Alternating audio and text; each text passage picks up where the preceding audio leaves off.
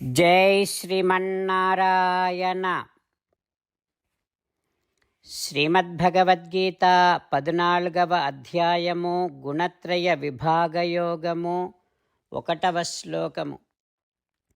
పరం భూయః ప్రవక్ష్యామి జ్ఞానానాం జ్ఞానముత్తమం యజ్ఞాత్వా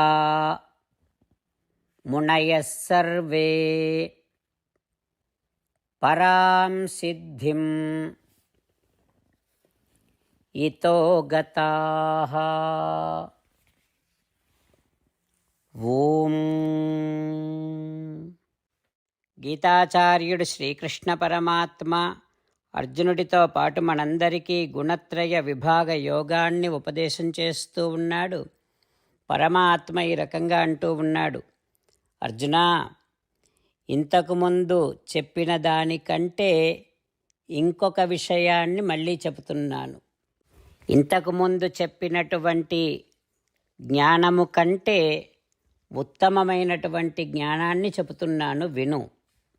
అర్జునా, ఈ జ్ఞానమును తెలుసుకొని దానినే మననము చేసి మహానుభావులందరూ ఉత్కృష్టమైనటువంటి పరిశుద్ధ ఆత్మస్వరూపాన్ని పొందారు, ఉత్తమమైనటువంటి సిద్ధిని పొందారు, సంసార బంధము నుండి విముక్తులయ్యారు అంటూ శ్రీకృష్ణ భగవానుడు సత్వరజస్తమో గుణముల వలన పూర్వజన్మలో సుఖాలు దుఃఖాలు ఏర్పడతాయని, అయితే ఆ సుఖ దుఃఖాలయందు ఏర్పడినటువంటి సంగమే మళ్ళీ మళ్ళీ శరీరాలు ఏర్పడడానికి బంధానికి కారణమవుతూ ఉన్నాయని, ఇప్పుడు ఆ గుణములు ఏ రకముగా బంధానికి కారణమవుతూ ఉన్నాయో చెబుతూ వాటి నుండి ఏ రకముగా తప్పించుకోవాలో కూడా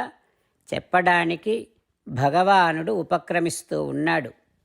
ఆ పరమాత్మ ఉపదేశాన్ని మనసారా భావన చేస్తూ భగవానుడు ఉపదేశం చేయబోయేటటువంటి ఉత్తమమైన జ్ఞానాన్ని సంతతము మననము చేయడానికి మనం కూడా ఉపక్రమిస్తూ శ్రీమన్నారాయణుడిని పొందటమే లక్ష్యముగా పెట్టుకొని శ్రీమన్నారాయణుడిని మాత్రమే శరణు వేడుకుంటూ పరమాత్మ పలికిన పలుకులను అదే విధంగా పలికే ప్రయత్నం చేద్దాం.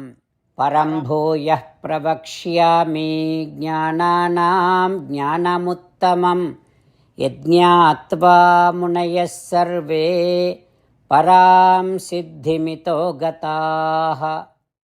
అంతేకాకుండా మనం ప్రతిరోజు శ్రీమన్నారాయణుడికి ఒక 8 పనులు చేస్తాం అని మాట ఇద్దాం. ఎందుకంటే శ్రీకృష్ణ భగవానుడు 18వ అధ్యాయములో 65 నుండి 70వ శ్లోకాల ద్వారా శ్రీమద్భగవద్గీత అంతటికీ సారభూతముగా మనకు 8 పనులు చేయమని చెప్పాడు. అలా చేస్తే చాలు, నేను మిమ్మల్ని అన్ని విధాలుగా రక్షిస్తా అని ప్రమాణపూర్వకముగా ప్రతిజ్ఞ కూడా చేశాడు. అందుకని శ్రీమద్భగవద్గీతను అంతటినీ విన్న తర్వాత అర్జునుడు కూడా చివరకు కరిష్యే వచనం తవ, కృష్ణ నువ్వు చెప్పినట్టే చేస్తా అని అన్నాడు. కనుకనే భగవానుడు అర్జునుడికి అన్ని విధాల విజయాన్ని అందించాడు. మనం కూడా ప్రతిరోజు శ్రీమన్నారాయణుడికి ఆ రకంగానే మాట ఇద్దాం. 8 పనులు చేస్తాం అని మనము మాట ఇస్తే అది అష్టాక్షరీ మహామంత్ర జపము చేసినటువంటి ఫలితాన్ని మనకు ప్రతిరోజు ఇస్తుంది. ఇట్లా మాట ఇవ్వటం కంటే గొప్ప పూజ, యజ్ఞము, తపస్సు మరొక్కటి లేనే లేదు. అందుకని నేను అంటూ ఉంటాను, మీరు మనస్సులో భావిస్తూ ఉండండి. ఈ రకంగా మనము మాట ఇస్తూ ఉంటే శ్రీకృష్ణ భగవానుడి ముఖారవిందములో కలిగేటటువంటి ఆనందాన్ని మనం ప్రతిరోజు దర్శిద్దాం, ఆస్వాదిద్దాం. జై శ్రీమన్నారాయణ. హో శ్రీమన్నారాయణ, నువ్వు చెయ్యమన్నట్టే నేను నిన్నే సంతతము ధ్యానము చేస్తూ ఉంటా. హో శ్రీమన్నారాయణ, నువ్వు చెప్పినట్టే నేను నీ భక్తుడిగానే ఉంటా. హో శ్రీమన్నారాయణ, నువ్వు చెయ్యమన్నట్టే నేను నా విధులను కర్తవ్యాలను నీ సేవగా నీ తృప్తి కోసమనే సక్రమంగా నిర్వర్తిస్తూ ఉంటా. హో శ్రీమన్నారాయణ, నువ్వు చెప్పినట్టే నేను నీవాడిని అనే మహావిశ్వాసముతో నీకే నమస్కరిస్తూ ఉంటా. హో శ్రీమన్నారాయణ, మామేకం శరణం వ్రజ, నన్ను ఒక్కడిని మాత్రమే శరణు వేడుకో అని నువ్వే అన్నావు కనుక నేను నిన్ను ఒక్కడిని మాత్రమే శరణు వేడుకుంటా. హో శ్రీమన్నారాయణ, మా శుచః, ఇక దుఃఖించకు అని నువ్వే నాకు భరోసా ఇస్తున్నావు కనుక నేను ఇక దుఃఖించను. హో శ్రీమన్నారాయణ, నువ్వు చెప్పినట్టే నువ్వు నా కోసమని అనుగ్రహించినటువంటి శ్రీమద్భగవద్గీతను ప్రతిరోజు కనీసము ఒక్క శ్లోకాన్నైనా జ్ఞాపకం చేసుకుంటూ శ్రీమద్భగవద్గీతను అనుసంధానము చేస్తూ ఉంటా. హో శ్రీమన్నారాయణ, నువ్వు చెప్పినట్టే నువ్వందరి కోసమని చెప్పినటువంటి శ్రీమద్భగవద్గీతను తెలియని భక్తులందరికీ తెలియచేసే నా వంతు ప్రయత్నాన్ని నేను నిరంతరము కొనసాగిస్తూనే ఉంటా. హో శ్రీమన్నారాయణ, నేను నువ్వు చెప్పినట్టే చేస్తా, నీకు నచ్చినట్టే ప్రవర్తిస్తా, నీకోసమే పని చేస్తూ ఉంటా. కరిష్యే వచనం తవ. ఇప్పుడు శ్రీమద్భాగవతాన్ని అనుసంధానం చేసుకుందాం. శ్రీమద్భాగవత గ్రంథానికి నమస్కారం. నిగమకల్పతరోర్గళితం ఫలం సుఖముఖాదమృతద్రవ సంయుతం పిబత భాగవతం రసమాలయం ముహురహో రసికా భువి భావుకాః. శ్రీసుఖ యోగీంద్రుల వారికి నమస్కారం. యం ప్రవ్రజంతమనుపేతమపేతకృత్యం ద్వైపాయనో విరహకాతర ఆజుహావ పుత్రేతి తన్మయతయా తరవోభినేదుః తం సర్వభూతహృదయం మునిమానతోస్మి. నరనారాయణులకు, చతుర్ముఖ బ్రహ్మకు, సరస్వతీదేవికి, వ్యాస మహర్షుల వారికి నమస్కారం. నారాయణం నమస్కృత్య నరం చైవ నరోత్తమం దేవీం సరస్వతీం వ్యాసం తతో జయం ఉదీరయేత్. శ్రీమద్భాగవతము దశమస్కంధము 10వ స్కంధములో 262వ రోజు. సూత మహానుభావుడు శౌనకాది మహర్షులందరికీ ప్రవచనం చేస్తూ ఈ రకంగా చెబుతూ ఉన్నాడు. ఓ మహర్షులారా, శ్రీసుఖ యోగీంద్రుల వారు పరీక్షిన్నరేంద్రుడికి శ్రీమద్భాగవతాన్ని ఉపదేశం చేస్తూ ఇలా చెబుతూ ఉన్నాడు.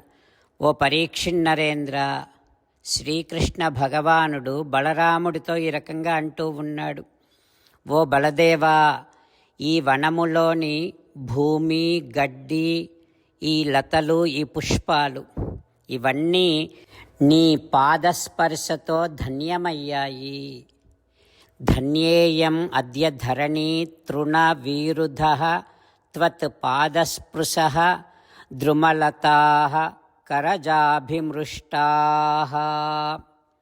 ఓ బలదేవా, నీ హస్తస్పర్శ చేత ఈ చెట్లు, ఈ తీగలు అన్నీ పవిత్రమయ్యాయి. నీ కృపాదృష్టిచే నేడు నదీ శైల ఖగమృగంబులు దివ్యకాంతి చెందే. ఓ బలదేవా, నీ దయావీక్షణములు సోకి, నీ కరుణామయమైనటువంటి దృష్టి ప్రసరించి ఈ నదులు, ఈ పర్వతాలు, ఈ పక్షులు, ఈ మృగాలు అన్నీ దివ్యమైనటువంటి కాంతిని పొందాయి, పవిత్రమయ్యాయి.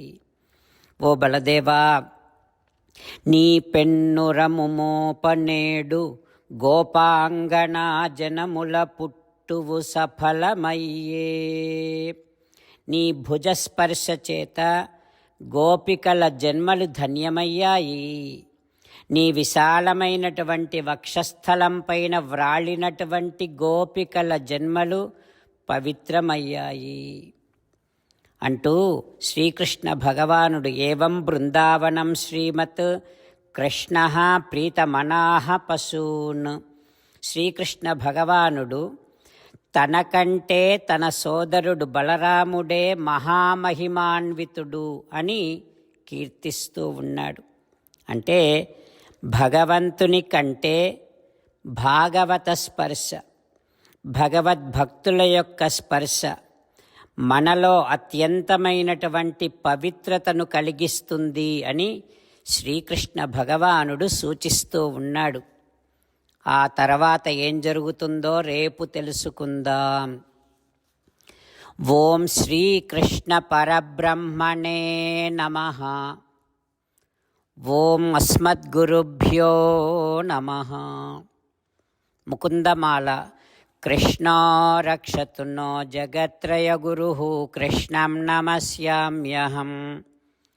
కృష్ణేనామరశత్రవో వినిహతాః కృష్ణాయ తస్మై నమః. కృష్ణాదేవ సముత్థితం జగదిదం కృష్ణస్య దాసోऽస్మ్యహం. కృష్ణే తిష్టతి విశ్వమేతదఖిలం హే కృష్ణ సంరక్ష మాం. శ్రీమద్భగవద్గీత 14వ అధ్యాయము 1వ శ్లోకము. పరం భూయః ప్రవక్ష్యామి జ్ఞానానాం జ్ఞానముత్తమం యజ్ఞాత్వా మునయః సర్వే పరాం సిద్ధిమితో గతాః. పరం భూయః ప్రవక్ష్యామి జ్ఞానానాం జ్ఞానముత్తమం యజ్ఞాత్వా మునయః సర్వే పరాం సిద్ధిమితో గతాః. శ్రీమన్నారాయణ కరిష్యే వచనం తవ. సర్వం శ్రీకృష్ణార్పణమస్తు. జై శ్రీమన్నారాయణ.